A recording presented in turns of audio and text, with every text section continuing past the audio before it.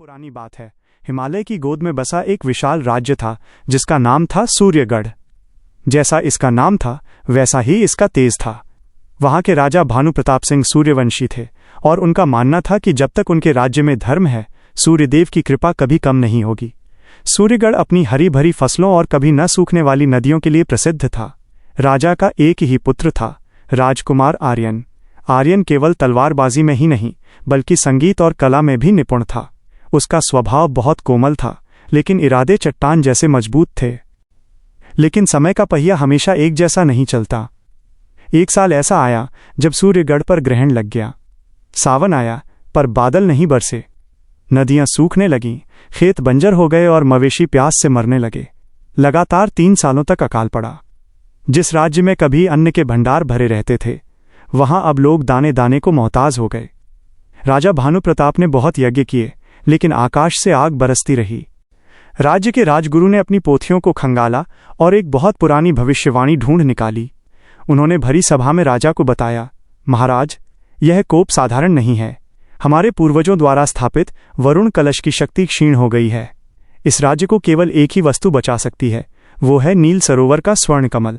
लेकिन वो सरोवर यहां से कोसों दूर उत्तर दिशा में मृत्यु घाटी के पार हिम शिखर की गुफा में स्थित है। राजगुरु ने डरते हुए आगे कहा, किंवदंतियों के अनुसार उस सरोवर की रक्षा एक हिम यक्षिणी करती है। वो अमर है और उसका हृदय बर्फ का बना है। आज तक जो भी वहां गया वो बर्फ की मूर्ति बनकर ही रह गया। प्रजा का दुख देखकर राजकुमार आर्यन से रहा नहीं गया। उसने पिता के मना करने के बावजूद वह बीड़ा उठाया। उसने कहा, पिताजी, अगर मेरे प्राणों के बदले मेरी प्रजा को जीवन मिलता है तो ये सौदा सस्ता है। अपने प्रिय घोड़े बादल और कुछ विश्वसनीय सैनिकों के साथ आर्यन निकल पड़ा। जैसे जैसे वे उत्तर की ओर बढ़े हरियाली गायब होती गई और चारों तरफ सिर्फ सफेद जानलेवा बर्फ दिखने लगी। मृत्यु घाटी तक पहुंचते पहुंचते आर्यन के सभी सैनिक ठंड और बर्फीले तूफानों के कारण या तो मारे गए या वापस लौट गए। अब आर्यन अकेला था। उसका घोड़ा बादल भी एक गहरी खाई को पार करते समय उसका साथ छोड़ गया। आर्यन अब पैदल ही उस सफेद रेगिस्तान में चल रहा था। ठंड इतनी थी कि उसकी हड्डियों में दर्द हो रहा था। तभी उसने एक दर्दनाक चीख सुनी। उसने देखा कि बर्फ के एक गड्ढे में एक सफेद हिरण फंसा हुआ है और एक विशालकाय बर्फीला भेड़िया उसे खाने के लिए बढ़ रहा है। आर्यन अपनी जान की परवाह किए बिना उस भेड़िए से भिड़ गया। लंबी लड़ाई के बाद उसने भेड़िए को भगा दिया और हिरण को बचा लिया। हैरानी की बात यह थी कि वो हिरण कोई साधारण जानवर नहीं था। जैसे ही आर्यन ने उसके घाव पर अपनी दवा लगाई वो हिरण एक दिव्य रोशनी में बदल गया और वहां एक छोटी सी बच्ची प्रकट हुई। वह वन देवी की सेविका थी। उसने आर्यन को बताया कि वो उसकी परीक्षा ले रही थी। खुश होकर उसने आर्यन को एक अग्निमणि दी जो उसे ठंड से बचा सकती थी और उसे यक्षिणी की गुफा का रास्ता बताया। उस मणि की गर्मी के सहारे आर्यन अंततः हिम शिखर की चोटी पर पहुंचा। वहां का नजारा अद्भुत था। चारों तरफ बर्फ की चट्टानें थीं लेकिन बीच में एक झील थी जिसका पानी जमा नहीं था। उस झील के बिल्कुल बीच में एक सोने का कमल खिला हुआ था जिससे सूरज जैसी रोशनी निकल रही थी। जैसे ही आर्यन ने झील में कदम रखा पानी में हलचल हुई। झील का पानी ऊपर उठा और उसने एक बेहद खूबसूरत लेकिन डरावनी स्त्री का रूप ले लिया। उसका रंग बर्फ जैसा सफ़ेद था, आंखें नीली कांच जैसी थीं और उसके कपड़े कोहरे से बने थे। वो हिम यक्षिणी नंदा थी। यक्षिणी की आवाज़ गूंजी, रुक जाओ नश्वर मनुष्य, ये मेरे एकांत का स्थान है। यहाँ आने की सज़ा मृत्यु है। उसने अपना हाथ उठाया और आर्यन को जमाने के लिए एक बर्फीली हवा छोड़ी। लेकिन अग्निमणि के कारण आर्यन पर उसका असर नहीं हुआ। ये देखकर यक्षिणी हैरान रह गई। आर्यन ने हाथ जोड़कर कहा, हे देवी, मैं आपके एकांत को भंग करने नहीं आया। मेरा राज्य प्यास से मर रहा है। बच्चे पानी की एक बूंद के लिए तरस रहे हैं। मुझे केवल यह स्वर्ण कमल चाहिए। इसके बदले आप मेरे प्राण ले सकती हैं। यक्षिणी ठहाका मारकर हंसी। उसकी हंसी से पहाड़ कांपने लगे। प्राण? मुझे तुम्हारे तुच्छ प्राणों की क्या आवश्यकता? मेरे पास हजारों मूर्तियां हैं उन योद्धाओं की जो यहां आए थे। मनुष्य बहुत स्वार्थी होते हैं।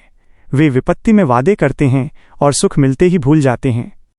आर्यन ने अपनी तलवार निकालकर यक्षिणी के चरणों में रख दी और घुटनों के बल बैठ गया। उसने कहा, आप मेरी परीक्षा ले सकती हैं। यक्षिणी की नीली आंखों में एक क्रूर चमक आ गई। वो जानती थी कि ये स्वर्ण कमल उसकी शक्ति का स्रोत है, लेकिन वो आर्यन के साहस से भी प्रभावित थी। उसने कहा, ठीक है राजकुमार, मैं तुम्हें ये कमल दूंगी। लेकिन प्रकृति का नियम है, कुछ पाने के लिए कुछ खोना पड़ता है। यह कमल सूर्य का प्रतीक है, यह रोशनी देता है। अगर तुम इसे ले जाना चाहते हो तो तुम्हें बदले में अपनी रोशनी मुझे देनी होगी। आर्यन ने पूछा, कैसी रोशनी देवी? यक्षिणी ने कहा, तुम्हारी आंखों की रोशनी। मैं ये कमल तुम्हें दे दूंगी, लेकिन जिस पल तुम इसे स्पर्श करोगे तुम हमेशा के लिए अंधे हो जाओगे। तुम कभी नहीं देख पाओगे कि इस कमल ने तुम्हारे राज्य को कैसे बचाया। तुम उस हरियाली को कभी नहीं देख पाओगे जिसके लिए तुम लड़ रहे हो। बोलो, क्या मंजूर है? ये शर्त मौत से भी बदतर थी। एक योद्धा और भविष्य के राजा के लिए अंधा होना मतलब अपाहिज होना था। आर्यन कांप गया। उसे अपने बूढ़े पिता और प्रजा के मुरझाए चेहरे याद आए। उसने एक पल सोचा और फिर सिर उठाकर कहा, मुझे मंजूर है। यक्षिणी सन्न रह गई। उसे लगा था कि राजकुमार भाग जाएगा। आर्यन धीरे धीरे झील में उतरा। पानी बर्फीला था। वह तैरकर बीच में पहुंचा। जैसे ही उसने स्वर्ण कमल की डंडी को छुआ, एक तेज बिजली कड़की।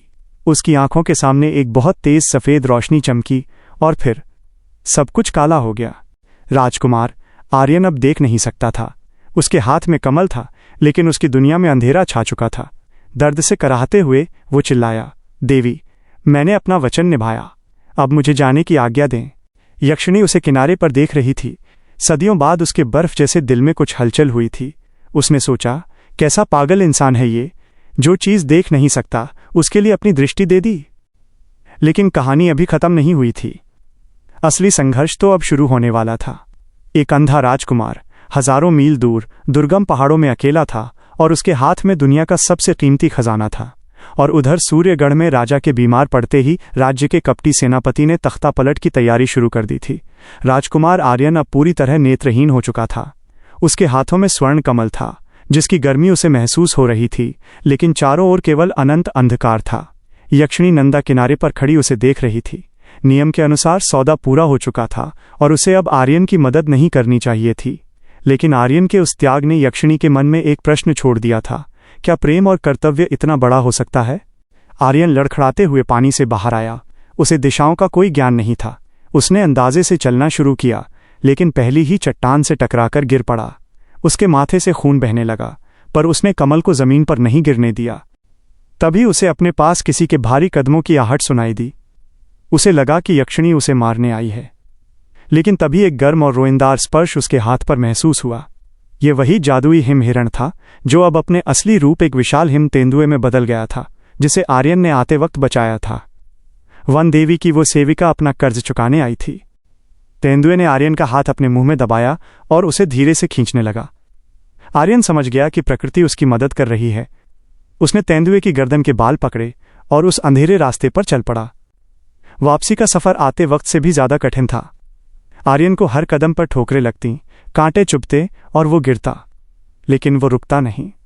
वो खुद से बातें करता, बस थोड़ा और, मेरे लोग प्यासे हैं। कई हफ्तों के कठिन संघर्ष के बाद वो सूर्यगढ़ की सीमा पर पहुंचा, लेकिन वहां पहुंचते ही उसे कुछ अजीब महसूस हुआ। हवा में धुएं की गंध थी और लोगों का शोर सुनाई दे रहा था। असल में आर्यन की अनुपस्थिति में सूर्यगढ़ के हालात बदतर हो गए थे। राजा भानुप्रताप पुत्र वियोग में इतने बीमार हो गए थे कि उन्होंने राजकाज छोड़ दिया था। इसका फायदा उठाकर कपटी सेनापति कालकेतु ने विद्रोह कर दिया था। उसने अफवाह फैला दी थी कि राजकुमार मारा गया है और राजा पागल हो गए हैं। कालकेतु अब खुद राजा बनने जा रहा था और उसने राजमहल को घेर रखा था। जब फटेहाल आंखों पर पट्टी बांधे और हाथ में एक चमकता हुआ फूल लिए आर्यन नगर द्वार पर पहुंचा तो पहरेदारों ने उसे पहचाना ही नहीं। लेकिन स्वर्ण कमल की चमक इतनी तेज थी कि रात में भी दिन जैसा उजाला हो गया। ये खबर आग की तरह फैली कि कोई जादूगर आया है। कालकेतु को जब पता चला तो वो समझ गया कि आर्यन लौट आया है। उसने अपने सैनिकों को आदेश दिया, ये कोई बहुरूपिया है जो राजकुमार का वेश बनाकर आया है। इसे तुरंत मार डालो और वो चमकती चीज छीन लो। सैनिक आर्यन की ओर दौड़े। आर्यन देख नहीं सकता था, लेकिन उसके कान अब बहुत तेज हो चुके थे। उसने हवा की सरसराहट से तीर के आने की दिशा भांप ली और झुक गया। लेकिन वो अकेला अंधा योद्धा पूरी सेना से कैसे लड़ता? तभी एक भयानक दहाड़ से पूरा सूर्यगढ़ गूंज उठा। वो हिम तेंदुआ जो आर्यन के साथ आया था सैनिकों पर टूट पड़ा। भीड़ के बीच आर्यन ने अपनी आवाज बुलंद की, सूर्यगढ़ के निवासियों, मैं आर्यन हूं। मैं तुम्हारे लिए जीवन लाया हूं। उसने स्वर्ण कमल को ऊपर उठाया। कमल से एक सुनहरी किरण निकली और सीधे आकाश में गई। देखते ही देखते आसमान में जमा काले बादल, जो सूखे के नहीं बल्कि जादू के थे, छंटने लगे और असली वर्षा वाले बादल उमड़ आए। मूसलाधार बारिश शुरू हो गई। 3 साल बाद सूखी धरती पर पानी की बूंदें गिरीं। लोग खुशी से पागल हो गए। सैनिक भी रुक गए, क्योंकि ये चमत्कार केवल सच्चा वारिस ही कर सकता था। कालकेतु क्रोध से पागल हो गया। उसने देखा कि उसकी सत्ता हाथ से जा रही है। उसने पीछे से आर्यन पर हमला करने के लिए भाला फेंका। आर्यन को इसकी भनक नहीं लगी। भाला हवा को चीरता हुआ आर्यन की पीठ की ओर बढ़ रहा था। ठीक उसी पल हवा में ठंडक घुल गई। बारिश की बूंदें बर्फ बन गईं और समय जैसे थम गया। एक पारदर्शी बर्फीली दीवार आर्यन के पीछे बन गई। भाला उस दीवार से टकराकर चूर चूर हो गया। वहां हिमयक्षिणी नंदा प्रकट हुई। वो आर्यन के पीछे पीछे अदृश्य रूप में आई थी, यह देखने के लिए कि क्या आर्यन अपनी दृष्टि खोने पर पछताता है या नहीं। उसने देखा था कि आर्यन ने अपनी जान बचाने से ज्यादा कमल को बचाने की कोशिश की थी। यक्षिणी को अपने राज्य में देखकर कालकेतु डर के मारे कांपने लगा। यक्षिणी ने एक फूंक मारी और कालकेतु बर्फ की मूर्ति में बदल गया। पूरा राज्य यक्षिणी के सामने नतमस्तक था। राजा भानु प्रताप, जो बारिश की आवाज सुनकर बाहर आए थे, अपने बेटे की हालत देखकर रो पड़े। उन्होंने आर्यन को गले लगाया और कहा, बेटा, तुमने हमें जीवन दिया, लेकिन अपनी दुनिया अंधेरी कर ली। आर्यन मुस्कुराया, पिताजी, मुझे राज्य की खुशियों की आवाज सुनाई दे रही है। मिट्टी की सौंधी खुशबू आ रही है। मुझे देखने के लिए और क्या चाहिए। ये सुनकर यक्षिणी का बर्फीला दिल पूरी तरह पिघल गया। उसने आगे बढ़कर आर्यन के माथे पर हाथ रखा। उसने कहा, राजकुमार, सदियों से मैंने केवल मनुष्यों का लालच देखा था। तुमने मुझे दिखाया कि त्याग क्या होता है। तुम्हारा सौदा पूरा हुआ, लेकिन मेरी परीक्षा अब समाप्त हुई। यक्षिणी ने अपनी आंखों से 2 आंसू टपकाए, जो आर्यन की बंद आंखों पर गिरे। एक ठंडी सिहरन आर्यन के शरीर में दौड़ी। जैसे ही उसने पलकें खोलीं, उसे धुंधला दिखाई देने लगा। धीरे धीरे सब साफ हो गया। उसने सबसे पहले अपने पिता का चेहरा देखा, फिर अपनी खुशहाल प्रजा को और अंत में उस देवी को। लेकिन यक्षिणी वहां नहीं थी। वहां केवल बर्फ के कुछ कण हवा में उड़ रहे थे, और वो स्वर्ण कमल अब राजमहल के सरोवर में स्थापित हो चुका था, जो हमेशा के लिए सूर्यगढ़ की खुशहाली का प्रतीक बन गया। आर्यन एक महान राजा बना। उसने न केवल न्याय से राज किया, बल्कि हर साल वो उस हिम तेंदुए, जो उसका रक्षक बना रहा, के साथ उत्तर दिशा की ओर जाकर उस पहाड़ी को नमन करता था। कहते हैं, सूर्यगढ़ में उसके बाद कभी अकाल नहीं पड़ा, क्योंकि वहां के राजा ने अपनी प्रजा के लिए अपनी दृष्टि तक दान कर दी थी। कहानी की सीख, सच्चा त्याग कभी व्यर्थ नहीं जाता, और निस्वार्थ प्रेम पत्थर या बर्फ का दिल भी पिघला सकता है। मेरे चैनल को सब्सक्राइब करें और नोटिफिकेशंस के लिए बेल आइकन दबाएं और शेयर करना ना भूलें।